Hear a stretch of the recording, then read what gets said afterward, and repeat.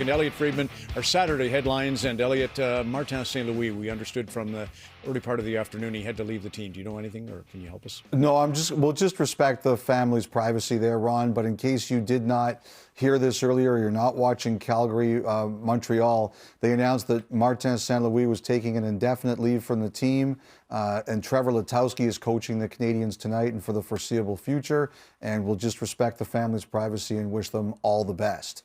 One other injury note we did want to touch on is that, a lot of Toronto fans wondering about Mitch Marner. Doesn't sound like that is anything serious, and he should be ramping up his skating next week, Ron. Thanks, Elliotte, on that, and echo the sentiments for Marty. So you did some reporting on Atlanta back in the picture. How about the Arizona Coyotes situation, Elliotte? Okay, well, Ron, spent a lot of time looking into this week, and we've reached a fork in the road for the Arizona Coyotes. Now, the first one, which is the one I think that the NHL prefers and the ownership there prefers, is that they win the auction that we now know is going to happen, and they buy the land and eventually build the arena, and the Arizona Coyotes stay in Arizona. And I've been told multiple times this week, do not underestimate Arizona ownership's willingness to do this and to prove that it can do this. However, there is also an admission that the status quo cannot continue. And there are a lot of variables here, and that is that the auction won't take place until June. What happens if the Coyotes don't win it?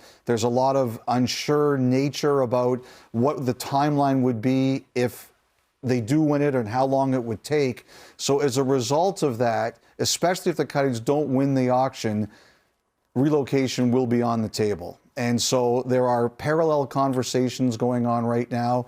One for the Coyotes to go ahead and win the auction and stay there, and the other for what happens if they don't end up winning the auction and what the future would be. And in that case, Ron, relocation would be on the table, and we'll see how this goes. But again, the Coyotes maintain it is their goal to win the auction and stay in the state. We were watching Rod Brind'Amour, and we're expecting him to say we could be down 20-0, because if they didn't score that power play goal, he'd have retired here at the second intermission. But he's obviously in line for a contract. What are you hearing?